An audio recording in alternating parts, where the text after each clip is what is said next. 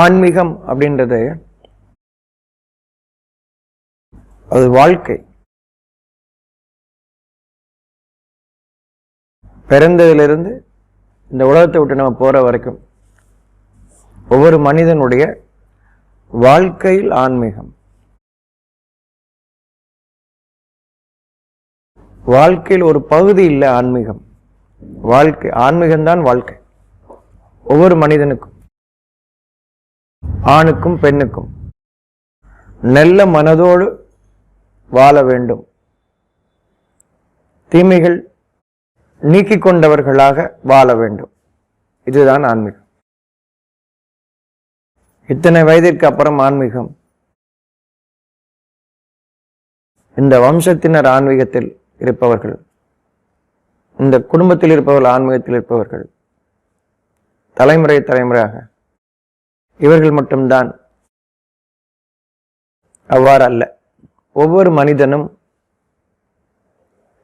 நல்ல வாழ்க்கை வாழ வேண்டும், நல்ல மனதோடு வாழ வேண்டும் என்ற எண்ணம் இருக்குமானால் அது ஆன்மீகம். பிறந்த குழந்தை முதலாக நம்முடைய இறுதி காலம் வரைக்கும் ஆன்மீகம். நல்ல எண்ணம்தான். இதில் அர்த்தத்தை நீங்கள் மாற்றிக்கொண்டால் இப்பொழுது நீங்கள் வேறுபட்டு விடுவீர்கள், உங்களை பிரித்து விடுவார்கள். அது படைத்தவன் நமக்கு வழிகாட்டியது அல்ல. நல்ல மனதோடு இருப்பவர்கள் ஒவ்வொருவரும் ஆன்மீகத்தில் இருக்கிறார்கள். ஒவ்வொருவரும் அவர்களை படைத்தவனுடைய அடியார்கள். ஒவ்வொருவரும் இறைவன் மனிதர்களை படைத்திருக்கின்றான். அவருடைய மனம் நன்மையை விரும்புகிறது என்றால் ஆன்மீகத்தில் இருக்கின்றார்கள் என்றார். இதில் எந்த வேறுபாடும் அல்ல. இனம், மொழி, இடம் என்று எந்த ஒன்றும் இல்லை. காலமும் இதில் இல்லை. ஆன்மீகத்தில் நாம் இருக்கின்றோம். தவறான அர்த்தம் சொல்பவர்கள் மனிதர்களை பிரிக்கின்றார்கள். மனிதர்களிடையே சமாதானம் ஏற்பட்ட பின்னர் கலவரத்தை உருவாக்குகிறார்கள். இறைவனுடைய வாக்கு பூமியில் சமாதானம் இருக்கும் பொழுது குழப்பத்தை உண்டாக்காதீர்கள். குழந்தைகளுடைய மனதில் சமாதானம் இருக்கிறது, வேறுபாடு இல்லை. நன்மையை நன்மையாக பார்க்கிறது, கஷ்டத்தை கஷ்டமாக பார்க்கிறது. அவ்வளவு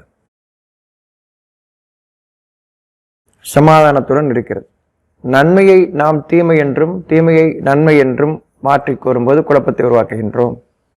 ஒவ்வொரு மனிதனும் உணர வேண்டும், தனக்கு எது அமைதியை தருகிறது. மனதில் அமைதியை நாம் விளங்கிக் கொண்டால் பிறருடைய காரியம் நமக்கு குழப்பத்தை உருவாக்காது. யார் ஒருத்தரும் என்ன செஞ்சிட்டு இருந்தாலும் உங்களுடைய மனதோட அமைதியை நீங்க கவனிச்சவங்களா இருந்தீங்க அப்படின்னா அது உங்களை பாதிக்காது. உங்களை சுற்றி இருப்பவர்கள் தான் சம்பாதித்ததை அனுபவித்துக் கொண்டிருக்கிறார்கள். நீங்கள் அமைதியை விரும்பியவர்களாக, நன்மையை விரும்பியவர்களாக, அமைதியின் நன்மையும் ஒன்றோடு ஒன்று, நன்மை எல்லாம் ஒன்றோடு ஒன்று இணைந்தே இருக்கும். அதில் தீமை கலந்தால் தெளிவாக நீங்கள் அறிய முடியும். உங்களுடைய மனதில் அமைதி இருக்காது. மனம் நன்மையில் மட்டும்தான் அமைதியாக இருக்கும். உங்க உடம்ப நீங்க அசைக்காம வச்சிருக்கிறது அமைதி கிடையாது. மனசு நன்மையில் இருந்தால் அது அமைதியாக இருக்கிறது. நன்மை இல்லை என்றால் மனம் அமைதியாக இருக்காது. நீங்கள் எந்த காரியத்தில் ஈடுபட்டு இருந்தாலும், எந்த இடத்தில் நீங்கள் இருந்தாலும், தெய்வீக இடம் என்று நீங்கள் கூறிக்கொண்டிருக்கும் இடத்திலும் உங்கள் மனம் கலவரத்தில் இருக்கும். நீங்கள் கூறிக்கொண்டதன் காரணமாக மனதின் அமைதிதான் நன்மையை நமக்கு அறிவிக்கக்கூடியதாக இருக்கிறது. எந்த சூழலிலும் மனம் அமைதியுடன் இருந்தால் கேடுகள் உங்களை பாதிக்காது என்பதற்கான உத்தரவாதம் அது. இந்த தெளிவுக்கு மாறாக நமக்கு சொல்லப்படுமானால் அவர்கள் நம்மை பிரிக்கிறார்கள். இவர்கள்தான் நேர்வழிக்கு பதிலாக தவறான வழியை கொள்முதல் செய்து கொண்டவர்கள். நேர்வழி ஒவ்வொருவருக்கும் அவர்களுடைய உள்ளம் தெளிவுபடுத்துவதாகும். ஒவ்வொருவருக்கும் அவர்களுடைய உள்ளம் தெளிவுபடுத்துவதாகும் நேர்வழி. தவறான வழி உங்களுடைய மனதின் அமைதியை எதுவெல்லாம் மாற்றுகிறதோ, மனதின் அமைதியை எது மாற்றுகிறதோ அது தவறான வழி. பெயர்களுக்குள் நாம் செல்ல வேண்டாம். மதம்னா கூட வழி அப்படி அர்த்தம். வழி. ஒவ்வொரு மனிதனும் ஒவ்வொரு வழியை தனக்கு தன்னுடைய மனதின் அமைதிக்கான வழி. உங்களுடைய மனதின் அமைதிக்கான வழியில் நீங்கள் யாருடைய மனதின் அமைதியும் கெடுக்க மாட்டீர்கள். நன்மைகளில் தீமை விளையாது, நன்மைதான் விளையும். இது அல்லாது அவங்க யார் ஒருத்தரும் ஏற்றுக்கொண்டால், மனதின் அமைதியை கெடுக்கக்கூடிய எந்த ஒன்றையும் அவர்கள் ஏற்றுக்கொண்டால் இது இப்பொழுது அது வியாபாரம், வாழ்க்கையிலிருந்து வியாபாரமாக மாறுகிறது. உங்களுடைய வியாபாரமாக ஆகிவிட்டது. நீங்கள் உங்கள் வாழ்க்கையிலிருந்து உங்கள் வியாபாரத்தை பிரித்து விடுவீர்கள். அது தனி தர்மம்னு சொல்லுவீங்க, வீடு தனி தர்மம்னு சொல்லுவீங்க. இதுக்கு ஒரு நியாயம், வியாபாரத்துக்கு ஒரு நியாயம் சொல்லுவீங்க. அது தொழில் தர்மம் அப்படின்னு பேசுவீங்க. தர்மம் என்பது ஒன்றுதான், நீங்கள் இப்பொழுது பிரித்து விடுவீர்கள். நன்மை என்பது ஒன்றுதான், அதை நீங்கள் பிரித்து விடுவீர்கள். பிறருக்கு கொடுக்கும் போது கூட நீங்கள் எதை விரும்புவீர்களோ அதை கொடுங்கள். உங்களுக்கு என்ன பிடிக்குமோ அதை கொடுங்க, உங்களுக்கு பிடிக்காத கொடுக்கக்கூடாது. இதெல்லாம் நேர்வழியில் இருக்கும் பொழுது சொல்வதல்ல, நினைவுபடுத்துவது மட்டும்தான். ஒவ்வொருத்தருக்குள்ளேயும் அது இருக்கும், நல்லது என்று.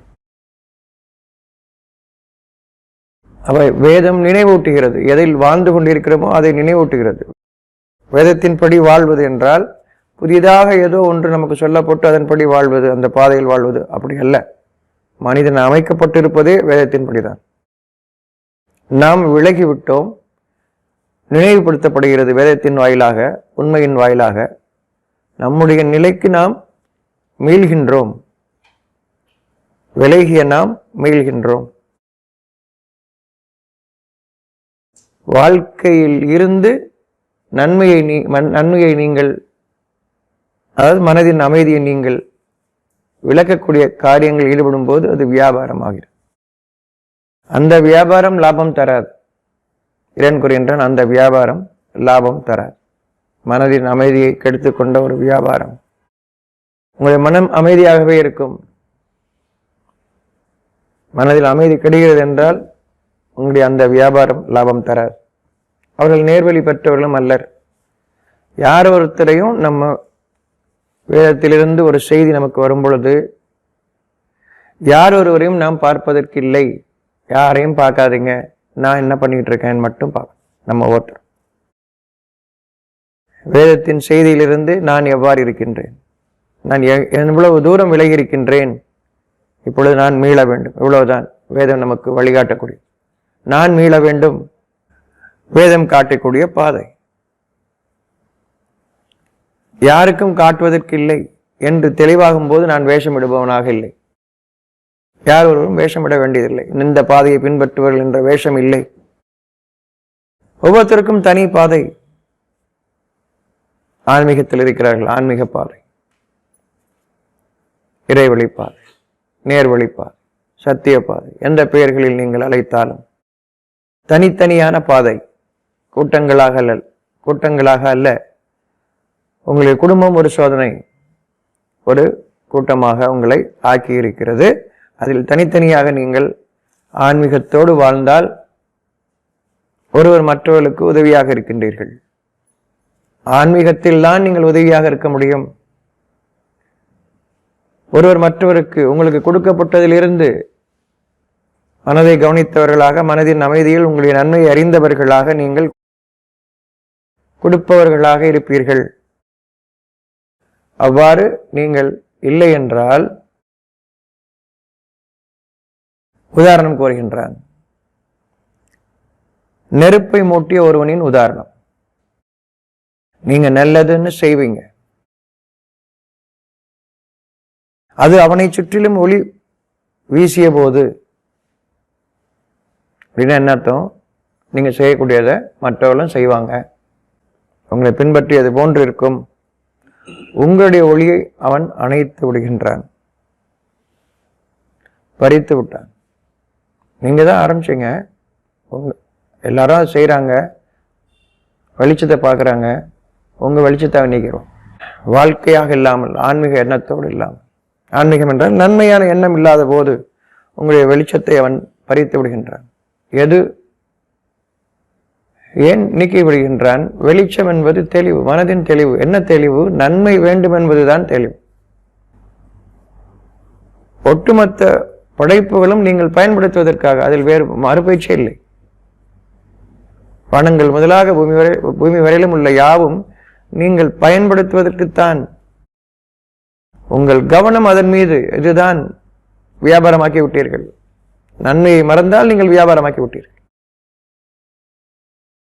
அதை சேகரிப்பதும் சொந்தம் கொண்டாடுவதுமாக ஆகிவிடுவீர்கள். இப்பொழுது நீங்கள் பயன்படுத்தவில்லை, வியாபாரம் செய்கின்றீர்கள். மனதில் நன்மை நீங்கிவிட்டது. நீங்கள் அதை ஒளியாக, உங்கள் வாழ்க்கைக்கு வழியாக பார்த்தீர்கள். அவன் இறைவன் கூறுகின்றான், நான் நீக்கி விட்டேன், அவள் அருளை நீக்கி விட்டேன். பலன் இருக்காது. பொருள்கள் உங்களுக்கு பெருகும், பலன் இருக்காது. பொருள்கள் உங்களுக்கு பெருகும், பலன் இருக்காது. பொருள்கள் உங்களிடம் அதிகமாக இருப்பதை கண்டு மற்றவர்களும் அதை விரும்புவார்கள், அவர்களும் செய்வார்கள். மனதின் அமைதியை யார் கவனித்தவர்களாக இருக்கிறார்களோ அவர்களுக்கு இறைவன் அருளை அதிகமாக்குகின்றான். மனதின் அமைதியை யார் கவனிக்கவில்லையோ அவர்களுக்கு பொருள்களை அதிகமாக்குகின்றான். ஆனால் அப்படின்னா அதுக்கு அர்த்தம் என்ன? அப்படியே ஒளியை பறித்து விட்டான்.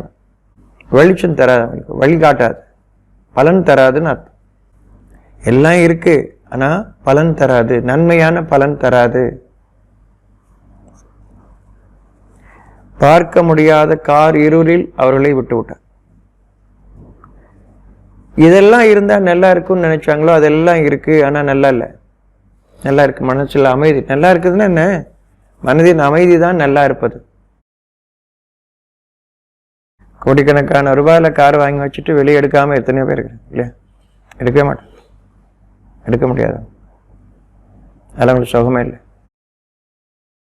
பெருமை மட்டும்தான், காட்டிக்க மட்டும்தான். என்கிட்ட இது இருக்குன்னு காட்டிக்கிறதுக்கு மட்டும்தான் அது பயன்படும். உங்களுக்கு அது பயன் தராது. ஒரு உதாரணத்திற்கு, எந்த ஒரு காரியத்திலும் இருக்கிறது ஆனால் பயன் தராது. உங்ககிட்ட அது இருக்கு, ஆனா அது உங்களுக்கு பயன் தராது. உங்களுடைய ஒளியை பறித்து விட்டான். அருள் தான் ஒளி. கண் இருக்கு, பார்க்க முடியல இல்லையா? பார்ப்பது அருள். இன்னும் அருள் தெளிவாக பார்ப்பது, நல்லதையும் கெட்டதையும் பிரிச்சு பார்க்கறதுதான் பார்வை. அதுதான் அருள். எனக்கு நல்லதை பார்க்க தெரியணும். அதை அவன் நீக்கி விடுகின்றான், இறைவன் நீக்கி விடுகின்றான்.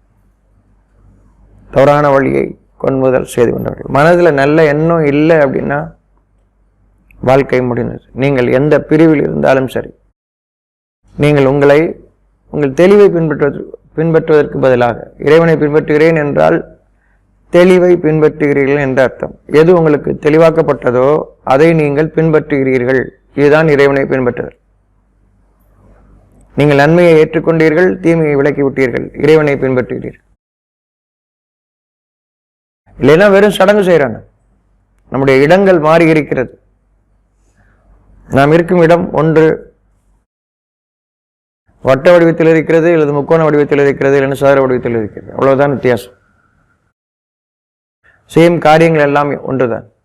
நீங்கள் அதற்குள் செய்யும் காரியங்கள் எல்லாம் ஒன்றுதான், எந்த வித்தியாசமும் இல்லை. ஆனால் ஒவ்வொருவரும் தங்களை உயர்ந்தவர்களாக காட்டிக்கொள்கிறீர்கள்.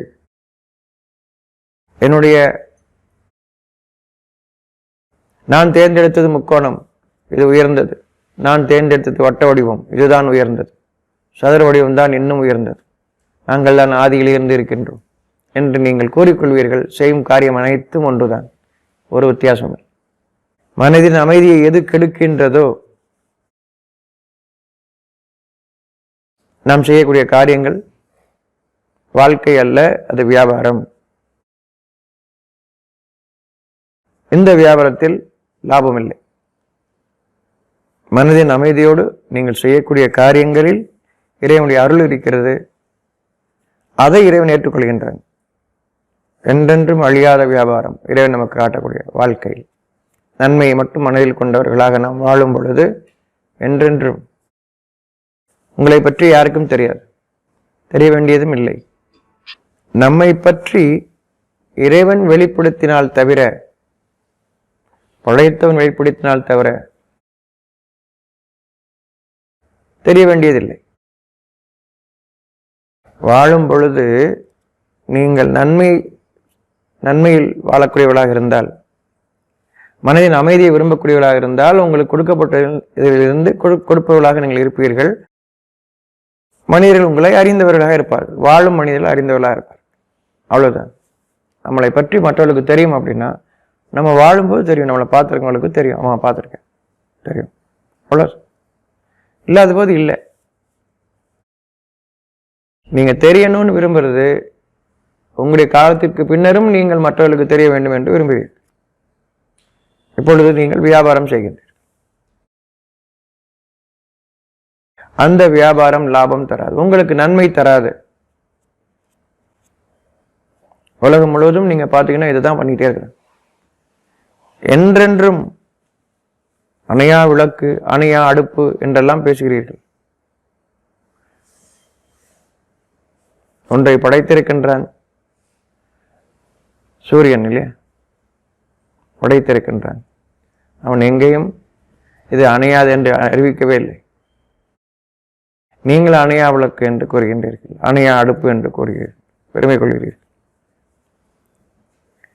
இறைவன் ஒருவன் இருக்கின்றான் என்பதை வாழும் காலத்தில் பூராம் சொல்கின்றீர்கள்.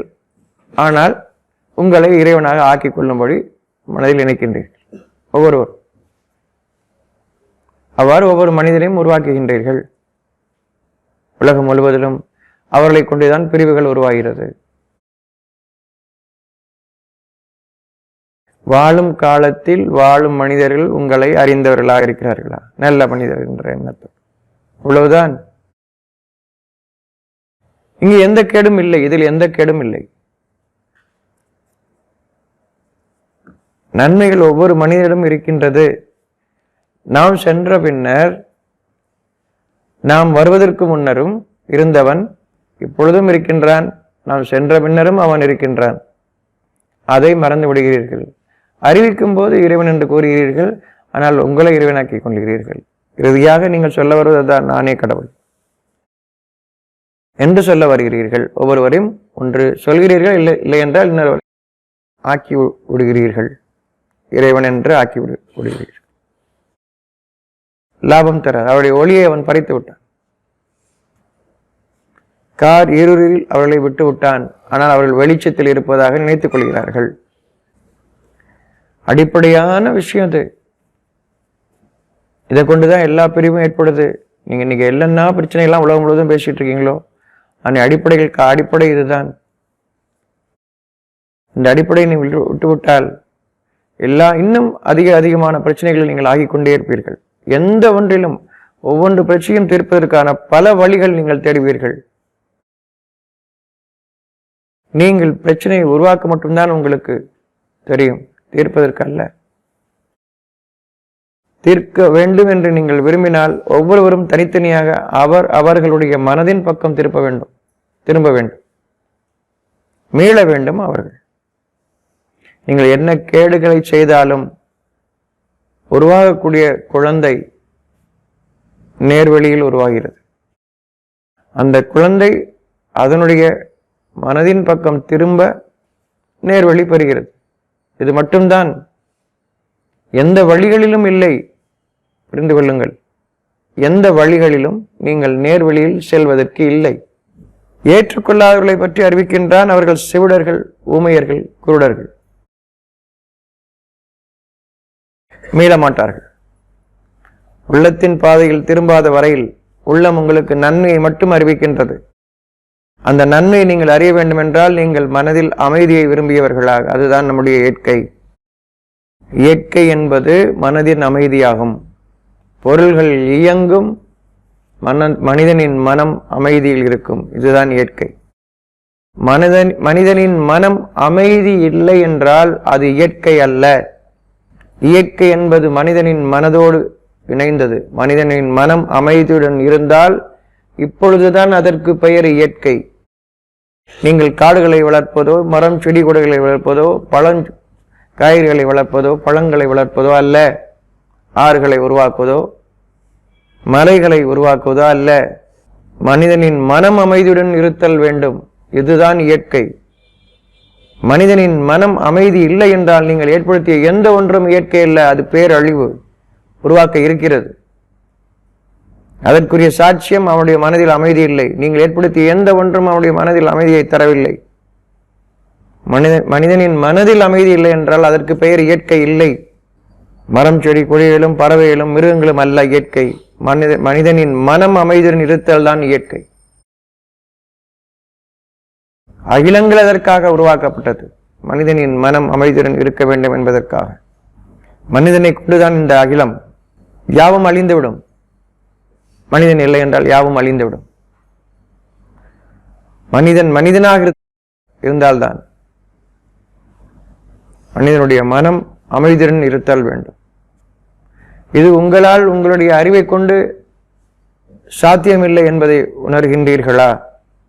மனிதனின் மனதை அமைதியுடன் வைக்கச் செய்யும் ஆற்றல் உங்களிடம் இல்லை என்பதை உணர்கின்றீர்களா?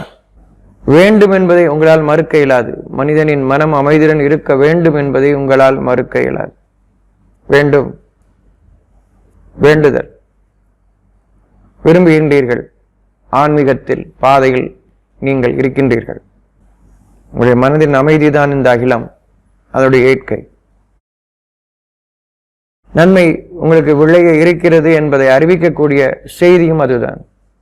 அந்த மனதின் அமைதிக்குத்தான் அகிலங்கள் இயங்குகின்றன. இயங்கும். நன்மையை தரும், நமக்கு நன்மையை தரும். யார் இதற்கு மாறாக எண்ணம் கொள்கிறார்களோ அவர்கள் இரண் கொள்கின்றான். செவிடர்கள், ஊமையர்கள், குருடர்கள் மீளமாட்டார்கள். விட்டுவிடுங்கள். மனதின் அமைதியை உங்களால் ஏற்படுத்த முடியாது என்பதை நீங்கள் அறிந்தால் விட்டுவிடுவீர்கள் பிறரை பற்றி. ஆனால் உங்களின் மனதின் அமைதியை நீங்கள் கவனித்தவர்களாக, வேண்டியவர்களாக, அதில் உங்களுடைய முயற்சி இருந்து கொண்டே மனதின் அமைதிக்கான காரியங்கள் நாம் செய்ய வேண்டும். இது ஆன்மீக வாழ்க்கை. மனதின் அமைதிக்கான காரியங்கள் நாம் செய்து வர வேண்டும். ஆன்மீக வாழ்க்கை. இதை விட்டுவிட்டு நாம் செய்யக்கூடிய காரியங்கள்லாம் இருக்கு இல்லையா? மனதின் அமைதியை விட்டுவிட்டு, மனதின் அமைதியை விட்டுவிட்டு நீங்கள் செய்யக்கூடிய காரியங்கள் எல்லாம் வானத்திலிருந்து கொட்டும் கடுமலை, இடியுடன் கூடிய கடுமலை கொட்டும் பொழுது காதை மூடிக்கொள்கின்றமே, இதுதான் உங்களுடைய மனதை விட்டுவிட்டு நீங்கள் செய்யக்கூடிய காரியங்கள். அதிலிருந்து உங்களுக்கு ஒரு பாதுகாப்பு மாதிரி நினைக்கிறீங்க. அவ்வளோ ஒரு இடி இடிக்கும் போது காதை மூடிக்கிட்ட ஒரு பிரச்சனை எனக்கு இல்லைங்கிற மாதிரி நினைக்கிறோம் இல்லையா? இதுதான் நம்முடைய அறிவோட செயல். நம்ம பாதுகாத்துக்கிட்டோம் நம்மளை அப்படின்னு. இதுதான் நம்முடைய காரியம். எல்லாம் மனிதனின் மனதை விட்டுவிட்டு நீங்கள் செய்யக்கூடிய எந்த காரியமும், நீங்கள் செய்யக்கூடிய காரியம் மனிதனுடைய மனதில் அமைதியை ஏற்படுத்துகிறதா என்பதை அறிந்து கொள்ளாமல் நாம் செய்யக்கூடிய காரியங்கள் யாவும் செவிட்டுத்தனம், குருட்டுத்தனம், ஊமைத்தனம்.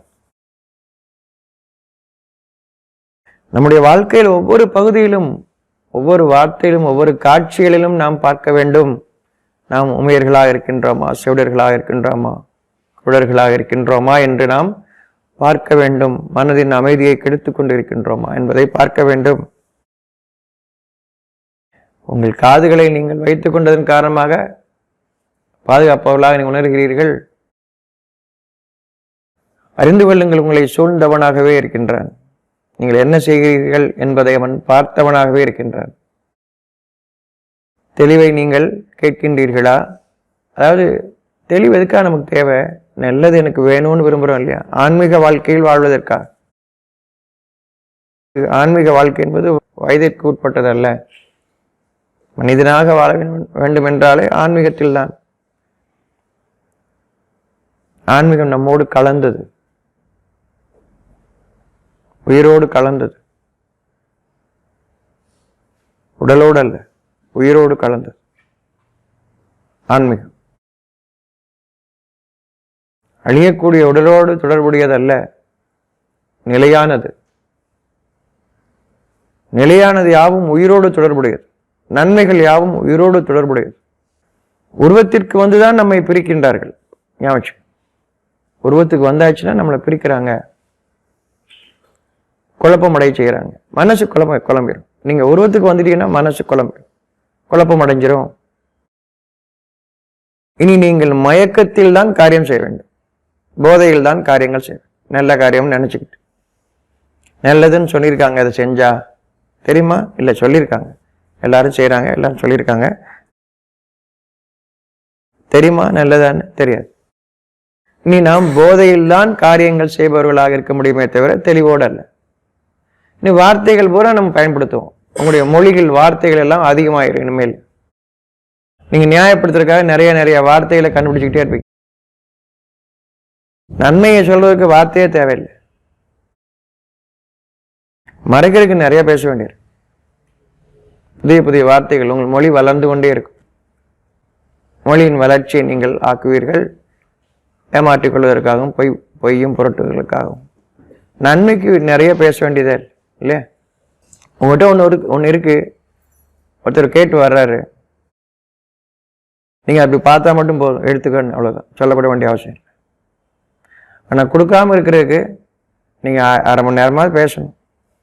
என்ன காரணத்துக்காக நான் வச்சிருக்கேன், எதுக்காக வச்சிருக்கேன், எல்லாம் பேசணும். உங்க மொழியின் புலமைகள் எல்லாம் அங்கு பயன்படும். உங்க மொழி உயர்ந்த மொழி, பழைய மொழி, செம்மொழி என்று நீங்கள் புகழ் பாடிக்கொண்டே இருப்பீர்கள். உங்கள் மொழிகளை கொண்டு எந்த நன்மையும் இல்லை. எந்த நன்மையும் தராதை கொண்டு என்ன பெருமை நமக்கு வேண்டி இருக்கிறது? எந்த மொழிக்கும் இது உண்டு.